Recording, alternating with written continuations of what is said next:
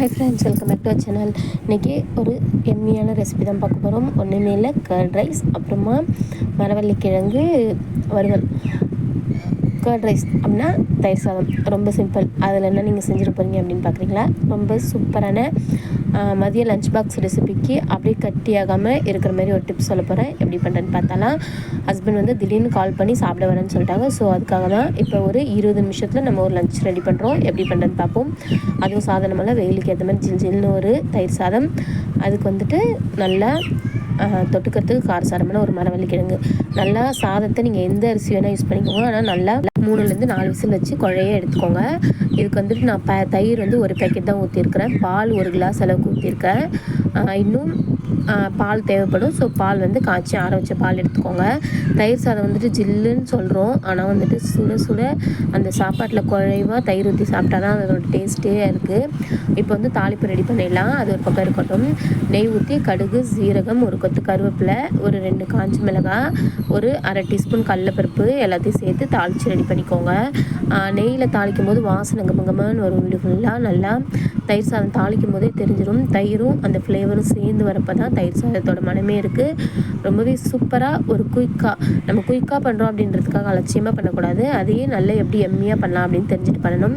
So நல்லா பாருங்கள், வாசனையாக வரும். நல்லா மினுமினு நெய்யில் வறுக்கும்போது நல்லா மினுமினுன்னு இருக்கும். இப்போ நீங்கள் எண்ணெயில் வறுக்கும்போது இந்த மாதிரி இருக்காது பார்க்குறதுக்கு, அது ஒரு மாதிரி இருக்கும். இப்போ பாருங்கள், நல்லா நம்ம தாளிப்பு ரெடி பண்ணியாச்சு.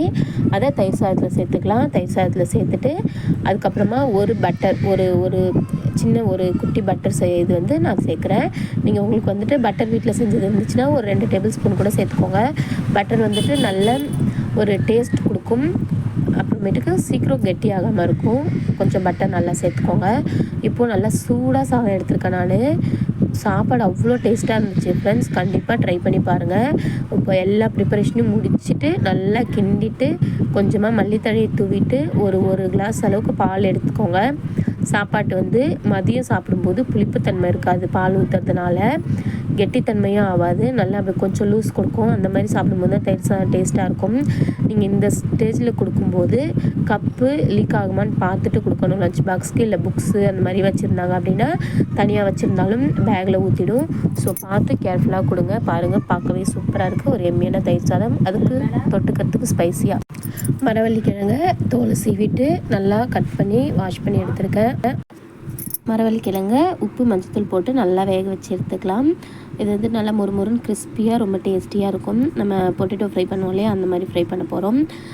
இது வந்து ஒரு 10 நிமிஷத்துக்கு நல்லா வெந்து ஆற வச்சு தண்ணி வடிகட்டி எடுத்து வச்சுருங்க. பாருங்கள், நல்லா எடுத்து வச்சாச்சு. இப்போது ஃப்ரை பண்ணிடலாம். கடாயில் எண்ணெய் ஊற்றி கடுகு சீரகம் போட்டு தாளிச்சிக்கலாம். ஒரு கொத்து கருவேப்பிலை போட்டுக்கலாம் தாளிப்புக்கு. போட்டுட்டு நம்ம வெங்காயம் தக்காளியெல்லாம் எதுவும் சேர்க்க போகிறதில்ல. ஒரு 2 காஷ்மீரி சில்லி சேர்த்துக்கிறேன். இப்போ வந்துட்டு நம்ம அந்த அவிச்சு வச்சோம் இல்லையா மரவள்ளிக்கிழங்கு, அதையும் சேர்த்துக்கலாம். சேர்த்துட்டு நல்லா வதக்கிக்கோங்க. நம்ம வந்துட்டு உப்பு இப்போ போட வேண்டாம், ஏற்கனவே போட்ட உப்பு மஞ்சத்தூள் போதும். ஒரு டேபிள் ஸ்பூன் அளவுக்கு குழம்பு மிளகாத்தூள் மட்டும் போட்டு நல்லா சிம்மில் வச்சுட்டு ஒரு 10 நிமிஷத்துலேருந்து 1/4 மணி நேரம் வரைக்கும் அப்படியே விட்டுருங்க. அது நல்லா கிறிஸ்பியாக மொறுமொறுன்னு மாறும். அதுக்கப்புறமா இறக்கி வச்சிடலாம். தயிர் சாதத்துக்கு தொட்டுக்கிறதுக்கு டேஸ்டியாக இருக்கும்.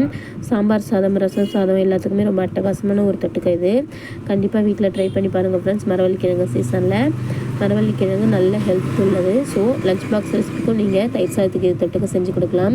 லெமன் சாதத்துக்கும் செஞ்சு கொடுக்கலாம். ரொம்ப நல்லாயிருக்கும். இப்போ சூப்பராக நல்லா அப்படியே மொறுன்னு வரும். இது சிம்மில் வச்சு அப்படியே அந்த எண்ணெயிலேயே நம்ம மீடியமில் விட்டுணும். கொஞ்சம் கொஞ்சமாக அப்பப்போ கிளறி மட்டும் விட்டால் போதும்.